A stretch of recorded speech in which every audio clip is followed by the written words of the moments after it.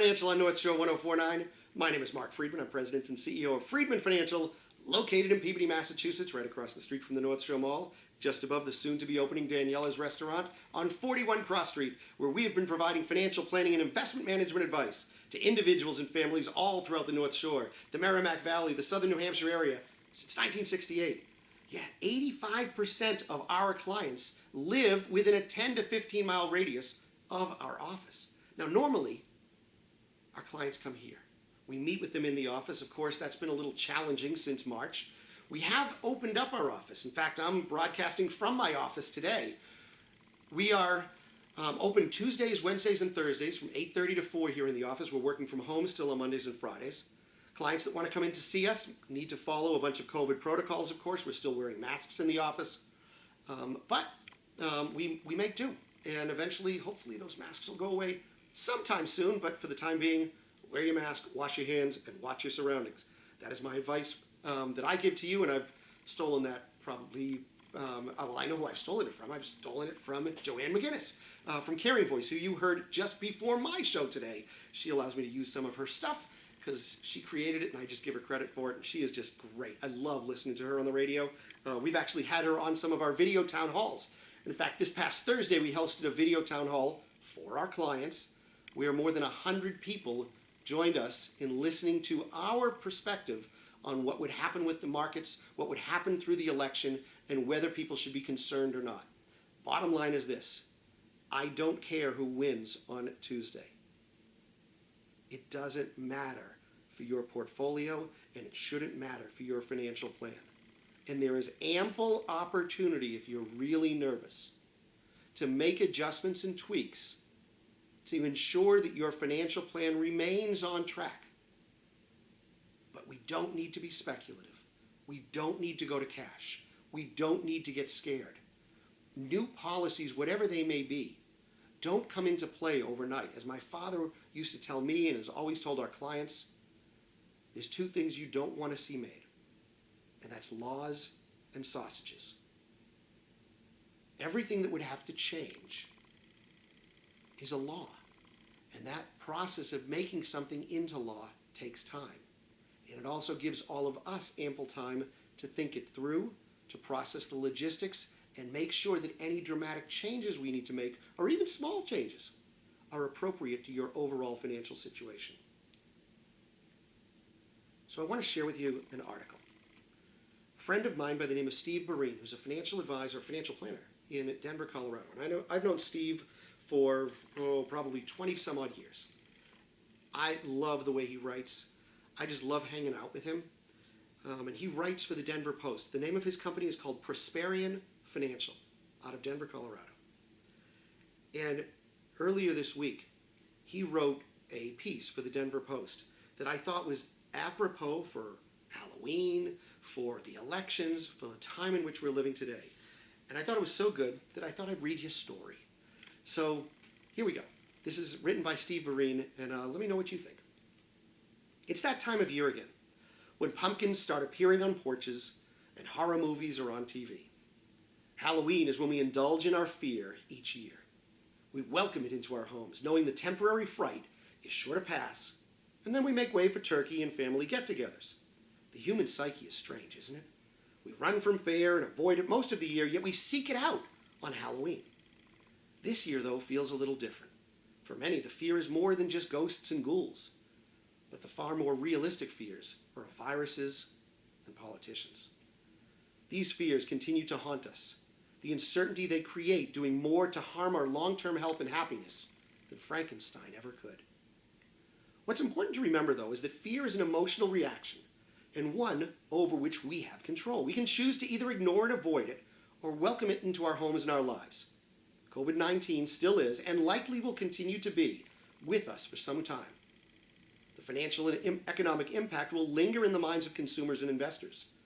You don't go through experiences like this and lackadaisically wave them off as an anomaly. Further clouding the outlook is people's willingness to receive a vaccine if and when one becomes widely available. There will be those who will either reject the idea of a vaccine altogether, or simply do not trust one so quickly and readily available. Fear is a powerful and deep emotion. Frustration will abound as people try to understand how to live, work, and engage with one another safely. Additionally, we're in the midst of a hyper-partisan election. This doesn't seem surprising given the discourse of the past few years, yet the weight is palpable, and more Americans indicated in a recent poll find that it is likely that some level of violence will erupt post-election. Whether founded or not, fear is driving the actions of some and remains front of mind for many. So it seems like a good time to be scared. In the markets, this tends to correlate to increased levels of volatility. The more uncertain and nervous investors are, the wider the prices swing. But think back to another time. It felt right to be scared. Perhaps it was just 7 months ago in March.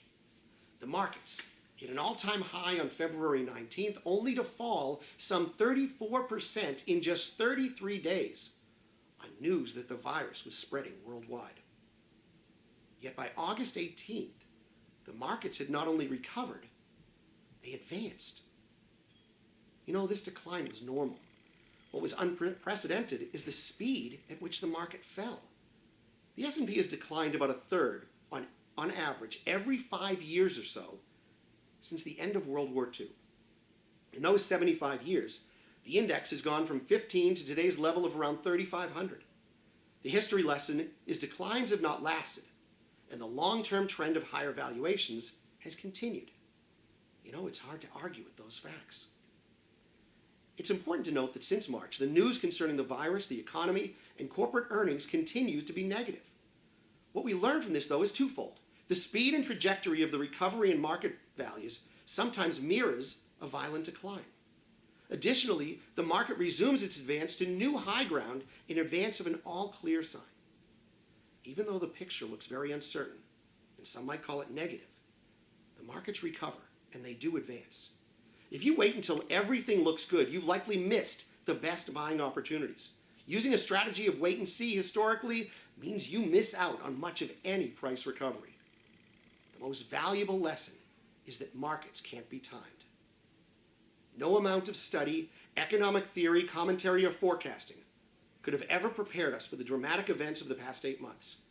Instead, I encourage you to return what can be controlled.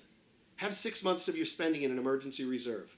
Have a long-term plan designed to work through the inevitable fads, temporary market declines, and recoveries that will happen during a lifetime of investing. This works to remove emotion and fear from your decision-making. It acts as insulation from the unknown. Over the coming weeks and months, there will be much to fear. But fear is only a reaction, and we can work to control our reactions.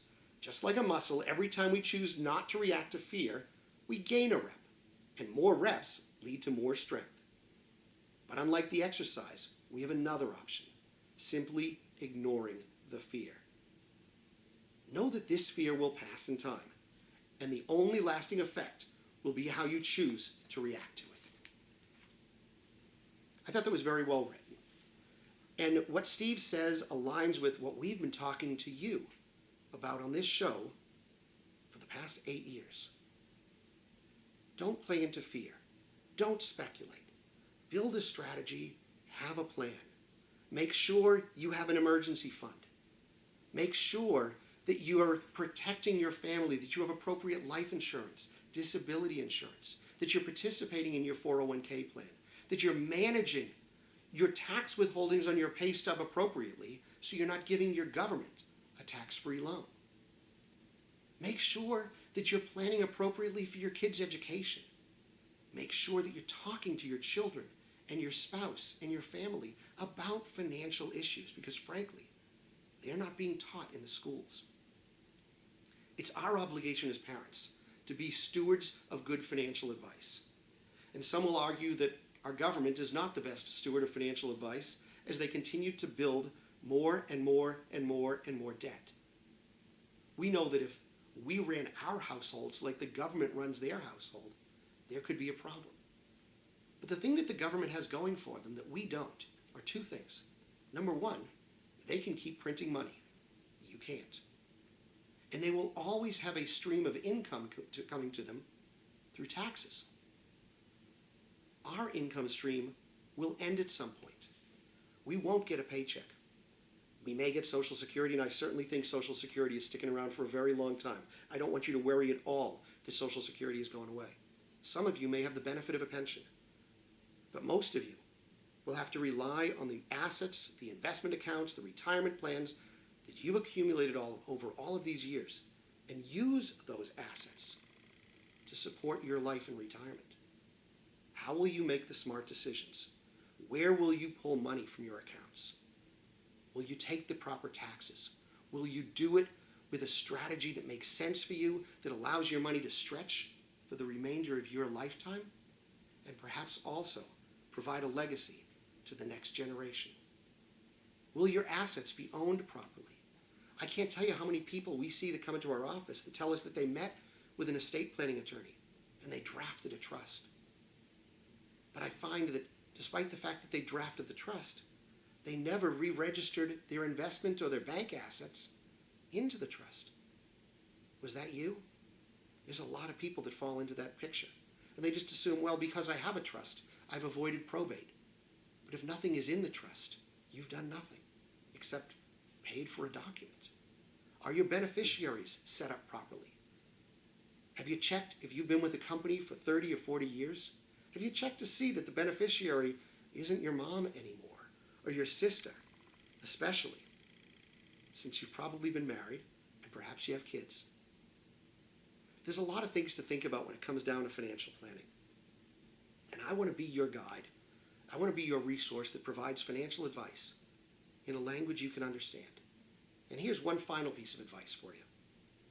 If you're thinking that now is the time to buy a house or a condo or a large purchase, and you're saying, I might not do it for a year or so, but I have this money that I've accumulated in the bank or money that I want to save, and I want to find an investment strategy to help me grow that money so that when I want to pull it out 12 months from now, it'll be worth even more.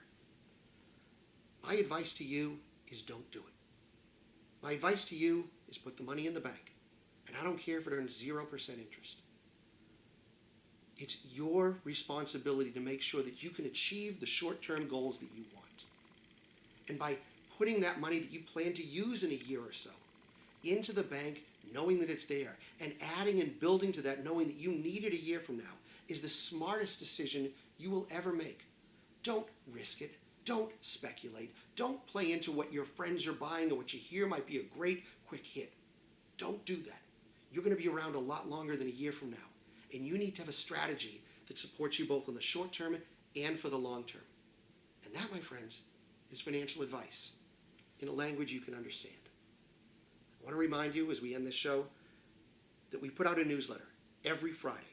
It lands in your inbox at 10:30. Go to my website, freedmanfinancial.com. That's Freedman, 2 E's and a D, financial.com. Put in your name, your email address, and you will be part of the 7,500 subscribers that get this newsletter every Friday. It's an easy way for you to continue to communicate with me if you ever want to schedule an initial consultation, if you want to talk to me about your financial planning issues. And I don't know what it is, but I think over the past 2 months, the inquiries we've received from people has just been overwhelming. People are thinking about financial planning even more so than they're thinking about investing, because they realize financial planning has to come first. The strategy of investment comes second. Those are the conversations I want to have with you. If now's the time for you to get serious about your financial planning, give our office a call, 978-531-8108. That's 978-531-8108. And that's going to do it for me today. When we're back, perhaps we'll know who the next president of the United States will be. Wishing you all the very best. Stay safe, wash your hands, wear a mask, and watch your surroundings. You're listening to Dollars and Cents with Freedman Financial on North Shore 104.9.